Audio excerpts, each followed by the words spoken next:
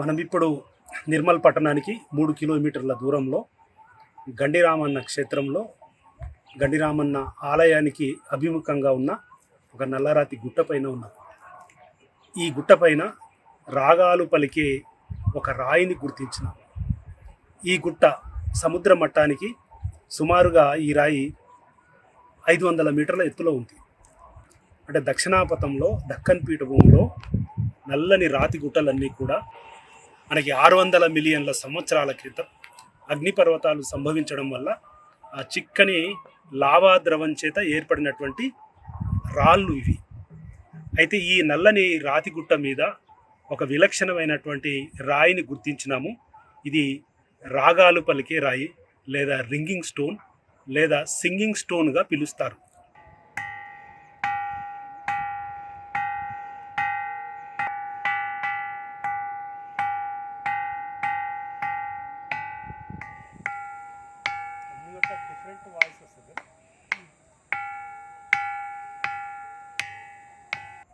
దీని యొక్క వయసు 600 మిలియన్ల సంవత్సరాలు ఉంటుంది. అంటే సుమారుగా 6 కోట్ల సంవత్సరాల క్రితం ఏర్పడినటువంటి రాయి. ఈ రాయి యొక్క ప్రత్యేకత ఏంటిదంటే దీంట్లో ఉన్నటువంటి సిలికా ఐరన్ మిశ్రమం వల్ల లేదా ఫెర్రిక్ ఆక్సైడ్ యొక్క మిశ్రమం వల్ల మిగతా రాళ్ళకి భిన్నంగా ఇది రాగాలు పలుకుతుంది. మనం ఎక్కడ ఒక రాతితో కానీ లేదా ఒక ఇనుప ముక్కతో కానీ కొట్టినప్పుడు అద్భుతమైనటువంటి రాగాలు పలుకుతాయి. దీన్ని స్థానికులు కంచుబండగా పేర్కొంటారు. కంచును మనం మోగించినప్పుడు ఎట్లయితే శబ్ద తరంగాలు వస్తాయో, వినసొంపైనటువంటి శబ్ద తరంగాలు వస్తాయో, ఆలయాలలో గంటలు మోగించినప్పుడు ఏ విధంగా అయితే శబ్ద తరంగాలు వస్తాయో, ఈ రాయిని మనం ఎక్కడ కొట్టినా అదే తరహా శబ్ద తరంగాలు వస్తాయి. ఇట్లాంటి రాళ్ళు నిర్మల్ జిల్లాలో మరికొన్ని చోట్ల కూడా వెలుగులోకి వచ్చినాయి. ముఖ్యంగా ఇది ఈ ప్రాంతంలో ఉన్నటువంటి గండిరామన్న క్షేత్రంలో ఉన్నటువంటి ఈ రింగింగ్ స్టోను, ఈ రాగాలు పలికే రాళ్లను గతంలో కూడా అనేక మంది ఈ ఆలయానికి క్షేత్రానికి దర్శనానికి వచ్చినప్పుడు దీన్ని సరదాగా కొట్టేవాళ్ళు. దీన్ని శాస్త్రీయంగా ఇవి ఎట్లా ఏర్పడతాయి, దీనికి ఉన్న ప్రాశస్తం ఏంటిది, దీనికి ఉన్నటువంటి ప్రాధాన్యత ఏంటిది అనేది మేము ఈ మధ్యన వెలుగులోకి తీసుకొచ్చి జనబాహుళ్యంలోకి తీసుకెళ్ళినాము. ఇంతేకాకుండా కిల్లగుట్ట మీద కూడా ఇట్లాంటి ఒక రాయిని గుర్తించినాము. దాన్ని కూడా సుమారు అది 20 టన్నుల రాయి ఎక్కడ కొట్టినా కానీ అద్భుతమైనటువంటి రాగాలు వస్తాయి. కాకపోతే దాన్ని చేరుకోవడానికి చాలా ఇబ్బందికరంగా ఉంటుంది. ఎవరైనా ప్రయత్నం చేస్తే ప్రమాదవశత్తు కింద పడితే మరణించే అవకాశం ఉంటుంది. కాబట్టి దాన్ని ఎవరు కూడా చేరుకోవడం లేదు. అట్లాగే బాసర క్షేత్రంలో, అమ్మవారి క్షేత్రంలో, జ్ఞాన సరస్వతి కొలువైనటువంటి బాసర క్షేత్రంలో కూడా ఇట్లాంటి ఒక రాయిని గుర్తించినాము. దాన్ని స్థానికులు వేదశిల అంటారు. దాన్ని కూడా మరో రాయితోటి కొట్టినప్పుడు వచ్చే ఆ శబ్ద తరంగాలు ఆ స్వరాలను విని పులికించిపోతారు, అనుభూతి చెందుతారు. ఇటువంటి రాళ్ళు చాలా అరుదుగా ఉంటాయి. మనకి భువనగిరి ప్రాంతంలో ఒక చోట వెలుగులోకి వచ్చినాయి. అట్లాగే జనగామ ప్రాంతంలో కూడా మరొక చోట వెలుగులోకి వచ్చినాయి. రాష్ట్రంలో నిర్మల్లో ఒకే జిల్లాలో 3-4 చోట్ల ఈ రాగాలు పలికే రాళ్ళు ఉన్నాయి. కాబట్టి వీటిని ప్రజల సందర్శనార్థం, టూరిస్టులు వచ్చే విధంగా, ప్రజలు వచ్చే విధంగా ఒక మెరుగైనటువంటి రహదారి ఏర్పాటు చేసుకొని, దీని చుట్టూరుగా ఒక ఫెన్సింగ్ ఏర్పాటు చేసుకొని అనేక మంది ఈ ప్రాంతానికి చేరుకొని అద్భుతమైనటువంటి శబ్ద తరంగాలు ఏ విధంగా వస్తాయి, ఈ విలక్షణమైనటువంటి ఈ నేచర్ వండర్ అయినటువంటి ప్రాకృతికమైనటువంటి అద్భుతమైనటువంటి ఈ రాయిని కొట్టి ఆ శబ్ద తరంగాలు విని వాళ్ళు ఆనందపడే అవకాశం ఉంటుంది. ఈ మధ్య కాలంలో అనేక మంది ఇక్కడ చేరుకోవడానికి ప్రయత్నిస్తున్నారు. ఈ రాళ్లను చేరుకోవడం, ఈ కష్టమైనటువంటి పెద్ద పెద్ద రాళ్ళు మధ్యలో ఉన్నటువంటి హోల్స్ వల్ల ప్రమాదవశత్తు లోపల పడితే చనిపోయే అవకాశం ఉంటుంది. కాబట్టి టూరిజం డిపార్ట్మెంట్ కానీ, ఆర్కియాలజీ డిపార్ట్మెంట్ కానీ లేదా ప్రభుత్వం కానీ వెంటనే స్పందించి ఈ రాయికి ఒక జియో స్పాట్ ఏర్పాటు చేసి ఎవరైనా టూరిస్టులు కానీ లేకుంటే ఈ క్షేత్రానికి వచ్చే భక్తులు కానీ దీన్ని చేరుకొని ఈ రాతిని కొట్టి అనుభూతి చెందేలా ఒక రహదారి ఏర్పాటు చేయాలి.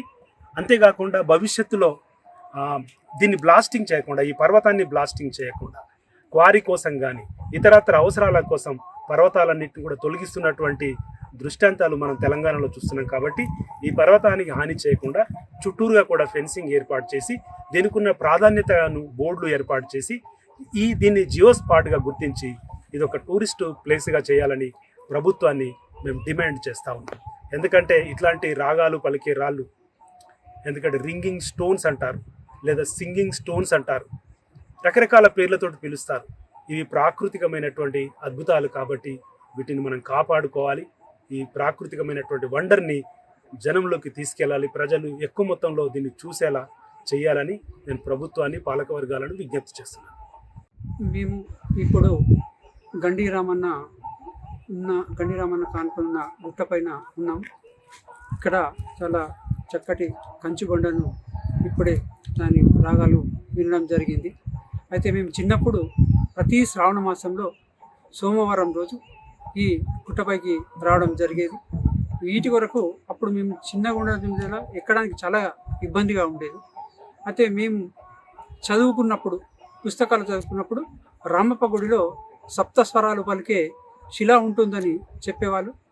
దాన్ని పెద్దగా అయిన తర్వాత మేము అక్కడికి వెళ్ళి దర్శించడం జరిగింది. అది చాలా అద్భుతం అనిపించేది. దాన్ని చేయితోని కొట్టినప్పుడు మన దగ్గరనే ఉండడం, దీన్ని డాక్టర్ తుమ్మల దేవరావు గారు వెలుగులోకి తీయడం చాలా గొప్ప విషయం. నిర్మల్ చాలా చారిత్రకమైనటువంటి ప్రదేశం. మనకి ఇక్కడ గుట్టలు, కోటలు, గోడలు ఎన్నో కూడా మనకు ఉన్నాయి. వాటన్నిటిని కూడా మనం పరిరక్షించుకోవాల్సిన అవసరం ఉంది. మరి ఇక్కడ ఈ కంచుబడ్డను చూసినట్టయితే కేవలం ఒక 200-300 మెట్లు ప్రభుత్వం కట్టించినట్టయితే ఇక్కడికి సందర్శకులకు చాలా సులువుగా ఉంటుంది. ఇంతకుముందు సార్ చెప్పినట్టు ఒకవేళ ఇట్లా ఇక్కడికి రావడానికి ఎవరైనా ప్రయత్నిస్తే పడిపోయే ప్రమాదం ఉంది. కేవలం 300 మెట్లు కడితే సరిపోతుంది. 300-400 మెట్లు కడితే ఇక్కడికి వచ్చి సందర్శకులు అందరూ కూడా మంచిగా చక్కగా దీన్ని అనుభూతి చెందవచ్చు అన్నట్టుగా ఇక్కడ మనకు తెలుస్తుంది. మరి దీన్ని ప్రభుత్వాలు కానీ పాలకులు కానీ దీన్ని సంరక్షించుకోవాల్సిన అవసరం ఉంది. ఆ దిశగా చేసినట్టయితే ఇక్కడ ఒక మంచి పర్యాటక స్థలంగా ఏర్పడుతుందని మా అభిప్రాయం. గతంలో మేము వచ్చినప్పుడు దీన్ని రాయితో కొట్టి దీని స్వరాలు వినేవాళ్ళం, కానీ దీని యొక్క ప్రాముఖ్యత, ప్రాశస్త్యం మాకు తెలియకపోయేది. దీన్ని ఎట్లా ఈ రాళ్ళు లావా వచ్చిన తర్వాత ఈ రాళ్ళు ఎట్లా ఏర్పడతాయి, దీంట్లో ఎటువంటి కెమికల్స్, రసాయన పదార్థాల వల్ల ఆ రాగాలు పలుకుతాయి అనేది మనకు తుమ్మల దేవరావు చెప్పడం వల్ల తెలిసింది. చాలా సంతోషం.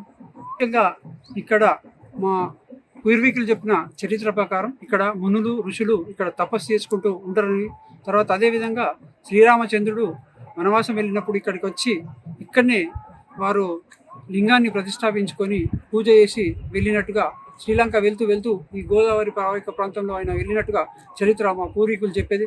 అందుకే ఇక్కడ దీనికి గండి రామన్న, రాముడు వచ్చిపోయింది కాబట్టి గండిలోకి వచ్చిపోయింది కాబట్టి గండి రామన్న అంటారని మా పూర్వీకులు చెప్పేది. అదేవిధంగా మేము చిన్నప్పుడు వచ్చి ఇక్కడ దీనికి కొట్టి ఆడుకునేది, కానీ దీనికి ఉన్న ప్రాశస్త్యం మాకు తెలియకపోయేది, చరిత్ర తెలియకపోయేది. అదేవిధంగా ఇక్కడ మునులు, ఋషులు చాలామంది ఇక్కడ తపస్సు చేసుకుంటూ ఉంటారని, ఈ కొండగుట్టలో ఉన్నారని ఇప్పటికి కూడా చాలామంది అంటుంటారు. ఎందరో మంది ఇక్కడికి సంతులు వచ్చినప్పుడు వాళ్ళు ఇక్కడ బస చేసి పోతుంటారు. ఇది ఇప్పటికి మనం చూస్తున్న విషయమే.